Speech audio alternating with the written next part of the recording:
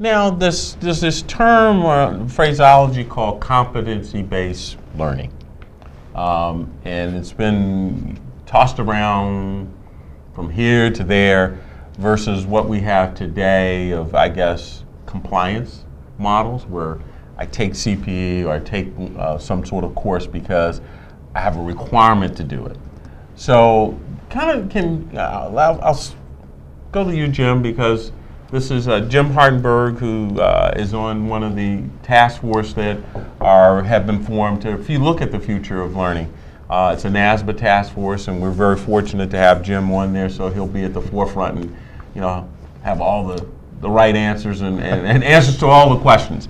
But have they talked about competency-based learning or the competency-based model? Can you? We have. Yeah. What is it? You hear these phraseologies and nomenclature. What is competency-based learning? Well, it makes me chuckle somewhat when I hear this because, to me, CPE is synonymous with competency. You're supposed to take training that will enhance your competency. But I think what has happened too much so is that, as you mentioned, it became more of a compliance activity that was not the truest outcome that was hoped for. You're supposed to build your competence. Competency-based training, to me, is studying a body of knowledge to enhance and become competent in that body, meaning whether that's a tiered series of training in a certain technical area that then builds, we'll pick on business valuation skills, taking a series of programs to become a business valuation specialist. And again, that's just an example. But I think from a competency standpoint, I often come back to that means testing of some kind. How do you ensure that you became competent in what you just learned, whether that's a digital badge, whether that's a self-study type of test at the end? I would hate to see testing become part of what the environment of CPE is in holistic terms, but that's not to say it won't be part of it at some point. At the end of the day, competence is what training is all about, is to build a competent workforce and have people out there serving clients and working for companies in a manner that is fulfilling their mandates. So let me turn back to Steve here and say, in academia, are you looking at a competency type model or base as someone goes through a curriculum? Is it to build skill sets and enhance, or is it because I need to take accounting 1, accounting 2, a tax course? What is changing, Ralph, is similar to what Jim just mentioned, that the accounting curriculum, they're saying at the end, when you get your bachelor's degree, what is the body of knowledge that you should have coming out? And for most students, it's, well, what do I need for the CPA exam, right? Correct? And so that's the body of knowledge that you need, which is a lot of information. But firms specifically are creating in-house subject matter experts. So in that article, I wrote about Eisner-Amper. So they created an Eisner-Amper University. And so for each of the departments, tax and audit and consultancy, they say the people in this group need to know this by the end of the year. They need to improve these skills by the end of the year. So they're creating subject matter for those. So everybody at Eisner-Amper doesn't take the same courses. You take it based on what work you're doing in the year and what knowledge do you need to achieve the objectives that the firm has. And so that's a change from before, where you just took your CPE, and at the end of the year you were rushing around, right, to pick up courses. Compliance. Right, yeah. It didn't tie into to something that you need for your job. I feel like a dinosaur. I tell you, with all this nomenclature, but it is something that's quite interesting. The other thing that has come about is this whole notion of customized content, where you bring together information that is segmented for different groups, like for the tax area, for the audit area, for consulting.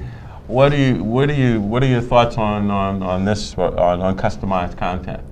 You see it expanding, or? Yeah. I see it expanding in the sense that I could see a nano library of videos that would be far and wide, that would cover different content areas and different topics that, dependent upon your level of skill, would be targeted for you. To get a 10-minute overview, get CPE credit for that. To kind of kill both needs at once, where you get credit for the learning you need right then, right there, to complete a task or complete a job or serve a client or complete something internally at a company. That's going to be a very powerful dynamic. Again, that's part of the process.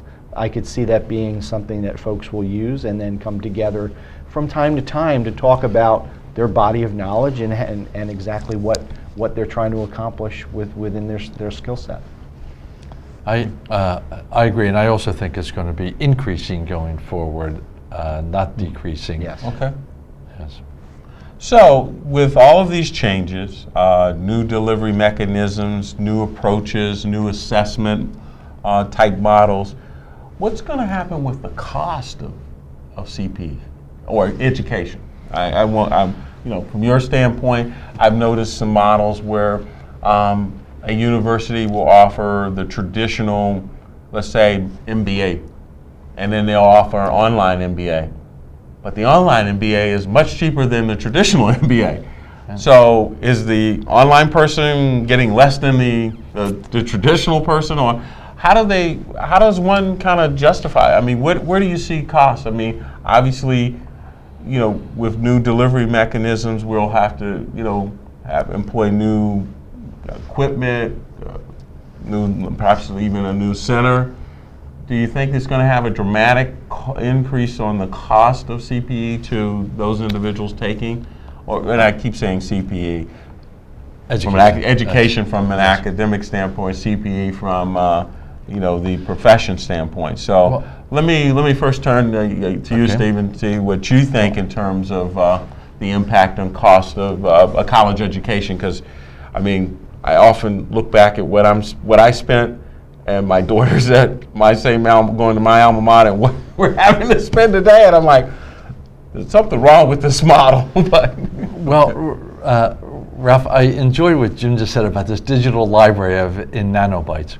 The advantage of that is it's inexpensive to produce those generally, and a person could watch a 10-minute video and he could watch it 4 times so he gets the information. So it takes him 40 minutes to go through it, where another person goes through it and watches it in 10 minutes and then understands the concept.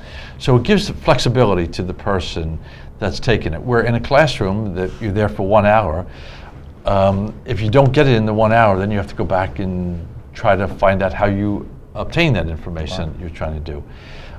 It will always be more expensive to have a live person on there teaching it.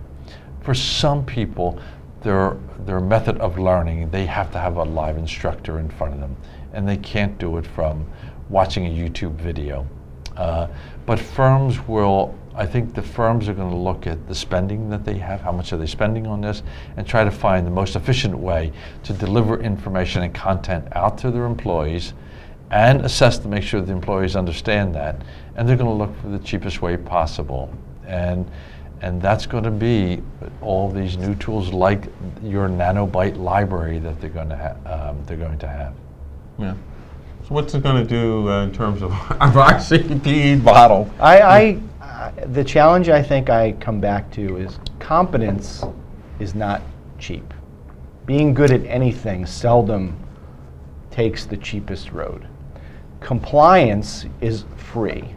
You can comply easily, whether you take free webinars or some type of free service. But free's been around too. I like to think that we've been successful, at least the State Society, because we haven't gone cheap. We haven't gone free.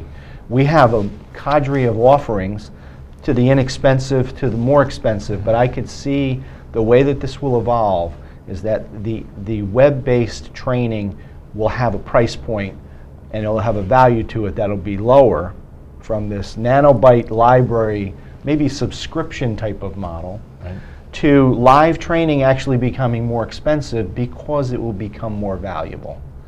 And it's going to be a value conversation that we have to have, where the people in the room, the time they spend there, it's got to be a return on that time. And the facilitating skills that used to be a lecturer per se is going to be a facilitator now that's going to draw out all the expertise in the room to synergize that for the people in the room. I could see that being more expensive, but it just won't be the same volume. It'll be a lower volume of programming with a higher value attached to it.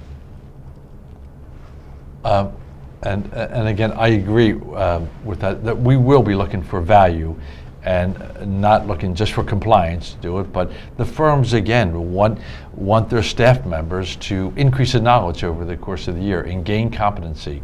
And we live in an evolving business environment, and your skills have to evolve also. And so how do they keep up with the business environment? They have to make sure that they always have skilled professionals out there in this changing environment. And so there will be a value greater than just the cost of the education. It's how do they do in the job. The value is going to come there. Agreed. So last thoughts on this the future of CPE delivery. What do you, I mean, obviously there's some pros to it. What do you see as for maybe some of the drawbacks or negativeness of it, or anything in your last couple of segments? So I'll go to our guest, our academician here, and get your perspective, Steve, and then I'll shift to you. Well, Ralph, I think there needs to be high-quality assessment tools. So however you do those to assess, are we doing a good job? Are we delivering value to the people? And it's those tools that will tell us whether the money that we're spending on content is getting through to the people. So I think that we will see many, many new assessment tools coming forward on how people are learning, and that we can ensure that they are learning the material that we want them to learn. That's what I think we'll see in the future. Okay. Jim? I would say stay tuned. There's going to be some new things on the horizon that we don't see right now. I think as the standards open and allow for more learning venues, more learning opportunities, this is all going to shift. And I believe within this shifting environment, the market will win. Folks will take training, look for the ROI on that training, and they won't come back to training that they don't see an ROI on their behalf. But I believe it's going to be a rebalancing within the whole environment of education and CPE as we know it, because compliance, again, is easy. It's the competence that's going to really drive this. And there was one thing that just popped into my mind before we come to a close here. What happens to the content providers out here, the people who exist today?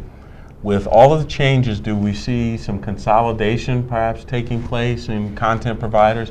And on the academic side, will we see some consolidation perhaps in terms of colleges and universities as a result of moving to these new delivery mechanisms and platforms? So again, Steve, what are your thoughts from the academic side? I think there will be quite a bit of consolidation in the future. So the content providers, say the textbook companies, there's already been a movement of consolidation there to consolidate that content. And then in the universities, I think in the long term there will be a consolidation of the number of universities that we have in America. And there'll be, but in moving in that direction, I think you'll see a partnering where online courses are created by a group of universities. So it could be the New Jersey State University systems creates a whole online program where you can get a degree. And so are these similar to like the MOOCs that we have out there? Correct. Okay. All right. Correct. And so, but that will bring about a consolidation and the way that we think about universities today. Okay. And Jim, what do you have? I think we'll have to, again, pick our spots and look at how state societies can work closer together, how state societies can work with the ICPA closer together, how content providers can come to the table, and yes, I believe there'll be some consolidation there too, because there's going to be a lot of programming that won't be at the same volume that it was before. Yet we'll have to have strategic alliances that help us bring content to the table in a new way. So it's going to be, and I've said this before, but stay tuned, because there's going to be a lot of moving parts in the next 3 to 5 years. This has been an interesting conversation. Clearly, although we don't know for sure what the future holds, it's clear that we can't wait till the future arrives before we start to think about and do something. and to plan for what's going to happen. We need to certainly embrace the changes that are taking place, and look how we can, I guess, mold them and shape them to ensure that we are responsible to the needs of the profession, and more importantly, the individuals who are in the profession, and and also to the public, I think, to make sure that we're having folks out in this space that really know what they're doing, because the public we're the trusted advisors for the public these days. So I want to thank Steve McCarthy, our accounting lecturer at Kane University. Thanks, Steve, and a member of the NJCPA. Okay, I did the thing. I said the NJCPA. Okay, and our Chief Learning Officer, Jim Hardenberg, who is just great to have someone with a breadth of knowledge that Jim has. Been at this for more than 25 years. Long Jim? time. Long time. He doesn't want to talk. He's still a young-looking man, but he does a great job and really understands this space out here, and has done a good job in putting forth a great program and running our education foundation. So thank you both for joining me today and having this sort of like a fireside chat about what the future of CPE and CPU delivery has to offer. Thank you so much. Thank you. Thank you.